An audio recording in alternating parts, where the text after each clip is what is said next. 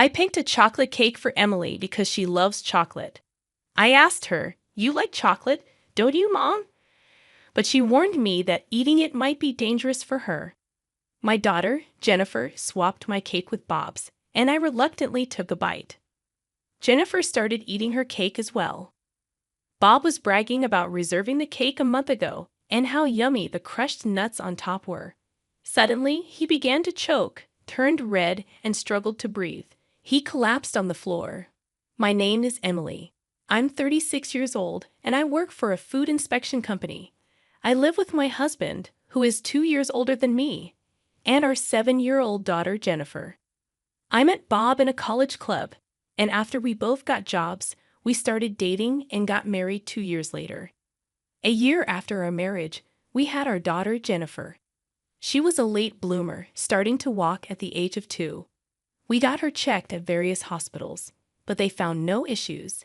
They said it was just individual differences and recommended waiting to see her progress. Bob was initially worried about Jennifer, but eventually became frustrated with her slow progress and began to ignore her. My mother-in-law, Diane, disliked Jennifer, thinking she had a disability, and never held her. Only my father-in-law was affectionate to her, often telling me how unique and wonderful she was, which made me happy. Bob was kind until we got married, but with Jennifer's issues, he became grumpy at home.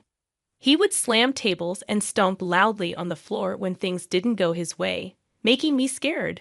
Bob's behavior stressed me out, leading to hormonal imbalances and menopause, preventing us from having more children. I remember sobbing with my head buried in the pillow. Bob became harsher, nitpicking about everything from cleaning to cooking. Every complaint was accompanied by a loud noise, and I was constantly jumpy and apologetic. Jennifer watched Bob's tantrums with a puzzled expression, but never seemed scared or cried. Bob treated Jennifer as if she were strange. Jennifer didn't speak much but quickly learned to read. She would focus on reading for hours, even encyclopedias and children's books. I believed she understood complex words. When Jennifer was about to start elementary school, they suggested placing her in a special education class due to her lack of speech. Bob was furious and demanded that it be fixed, storming off to the bedroom. As I held my head in my hands, Jennifer gently patted my back. Diane called the next day, expressing embarrassment at Jennifer attending such a class. Neither Bob nor Diane genuinely cared about Jennifer. It was all about their reputation. After consulting with counselors, school teachers, and municipal officers, Jennifer was placed in regular classes, despite my belief that the special needs class might be a better fit. I couldn't suggest it due to Bob and Diane's objections. When Jennifer started elementary school, I had some free time, and my temp agency offered me a permanent position. The job felt fulfilling compared to the stifling atmosphere at home. When I discussed it with Bob, he hesitated but asked me to take care of the house like before. He wanted help from Diane too. Diane began visiting our house frequently, making sarcastic remarks about the mess and my cleaning habits, which made me more meticulous, but she continued to complain. I endured the bullying from Diane for weeks, but I couldn't handle it anymore. I told her I could manage the house on my own, and she reluctantly agreed to stop coming over. However, right after that, Bob started spending more time at his parents' house. A little later, when Jennifer was in 2nd grade, my father-in-law, who had always been kind to her, suddenly passed away. At the funeral, I found it strange that Bob and Diane occasionally glanced at each other and laughed. It felt odd because funerals are usually sad occasions. With my father-in-law gone, Jennifer lost her only ally, and I felt uneasy. Juggling housework, childcare, and a full-time job had worn me out, and I fell sick with a fever. I asked Bob for help with dinner, but he refused, saying he didn't want to catch a cold from me. He stayed at his parents' house for a whole week. As I started to feel better, I was offered a promotion as a section manager at work. I was thrilled, but it also felt like a heavy burden considering my responsibilities at home. When I talked to Bob about it, he insisted I continue with the household duties and belittled my abilities. The next day, Diane came over to the house and complained about its state, saying it was messy because I didn't put effort into housework. She inspected everything and made me redo tasks like wiping windows and folding laundry. Every time Diane nagged, Jennifer started talking to her. She asked Diane about happiness hormones and explained complex medical concepts, leaving Diane confused and exhausted. On my birthday, Bob returned from a business trip with a cake, the first time he'd ever bought something for me since we got married. He thanked me and said, "Thanks for everything. I love you." I was stunned, wondering what had gotten into him this time. "I'll put this cake in the fridge and we can have it later," Bob said in a sugary sweet way that made me uncomfortable. Jennifer, seeming unhappy about something, took a bottle of water from the fridge, glanced at the cake, and went to her room. So Bob and I decided to eat dinner without her. During the meal, Bob gave me awkward compliments and said he'd help with housework from now on. Although I felt uneasy, I nodded to avoid upsetting him. After dinner, as I was cleaning up, Bob took the cake from the fridge and told me not to worry about it. He served the cake and brought it to the table, which I found a bit creepy.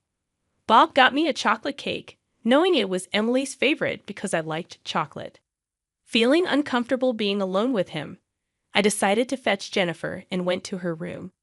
She was on my old computer, looking for something urgently. She warned me not to eat the cake, saying, "Trust me, Mom, don't eat it right now." Her desperation convinced me to trust her. Jennifer led me back to the dining room, but when I said we didn't have forks, Bob cheerfully went to get them. That's when Jennifer urgently whispered to me that I'd die if I ate the cake. She quickly switched our slices of cake, and Bob came back with forks, proudly talking about reserving the cake a month in advance and how good it was. Suddenly, Bob started choking, turned red, foamed at the mouth, and collapsed to the floor. It seemed like an allergic reaction. Both Bob and I had buckwheat allergies, but there shouldn't have been any buckwheat in the cake we were eating. Jennifer calmly told me to call 911 and handed me her phone. I followed her instructions and also hit Bob on the back as she told me to do. After I called 911, the ambulance came, and they took Bob to the hospital. He was out of danger after receiving treatment, but they kept him there for a few days as a precaution. I wondered how Jennifer knew something really bad was going to happen. After completing the hospital paperwork, Jennifer showed me a wrapper from buckwheat cookies she found in the trash. She explained that the cake Bob brought home had a half-peeled sticker, and she checked the trash, finding an unfamiliar wrapper online, discovering it contained buckwheat flour. I shuddered, thinking if it weren't for Jennifer, I might have eaten the cake and ended up in the hospital. I thought about calling the police, but Jennifer warned me that reporting it might make me a suspect. She went into Bob's study, searching for clues. She found a notebook detailing the plan, involving my father-in-law and Diane. The note mentioned my birthday, and it became clear they were plotting against me. I clenched the notebook, feeling a mix of anger and fear. Realizing their evil intentions, I vowed not to forgive Bob and Diane. Jennifer comforted me, promising to find evidence and protect me. Despite the lack of concrete proof, she was determined to expose them. Encouraged by her determination, I nodded, ready to fight back, and we both held onto each other's hands tightly. I was determined to protect myself and avenge my father-in-law for Jennifer and me. We planned to confront Bob and Diane. First, we had to lure them to our house. I asked Diane for Bob's favorite recipes, pretending I wanted to cook for him after his hospital stay. She came over, and while I learned the recipes, Jennifer checked her purse and found the buckwheat cookies. Next day, I took one cookie to work for a composition test, using my knowledge from my job at a food inspecting company. A few days later, Bob was discharged from the hospital. I told Diane I was preparing a special dinner for his discharge and asked her to bring Bob. While waiting, Jennifer and I prepared a table full of Bob's favorite dishes. When they arrived, Jennifer greeted them and led them to the table. Bob and Diane enjoyed the meal until they noticed something strange. They found seasoning on the table that matched the one mixed with the buckwheat cookies. They stopped eating, puzzled. I teased them about the seasoning, claiming my father-in-law had told me about it. I asked Jennifer to sprinkle it on their food, but they freaked out, saying it was unknown stuff. I calmly revealed that the seasoning was the same ingredient used in the cake and buckwheat cookies. I showed them documents proving the match and Bob's notebook detailing their sinister plan. They denied it at first, but when confronted with evidence, they confessed. Bob said my father-in-law was in their way, disapproving of their close relationship. To get rid of him, they mixed the cookies into the seasoning, causing his death. Their justifications were selfish, revealing their cruel intentions. I couldn't believe it when Bob and Diane admitted to trying the same dangerous plan on me as they did with my father-in-law. They said I was in their way because I also had a buckwheat allergy. I told them I was going to call the police and submit the evidence.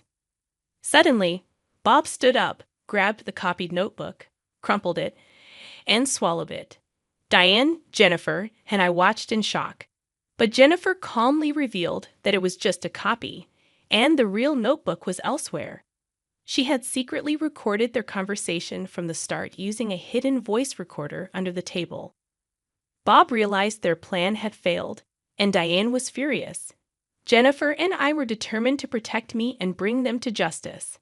I started calling the police, and both Bob and Diane begged for forgiveness. Jennifer then explained how their plan had many mistakes and wouldn't have worked because Bob was too close to his mother. I covered Jennifer's mouth, and she agreed not to get involved with people like them anymore.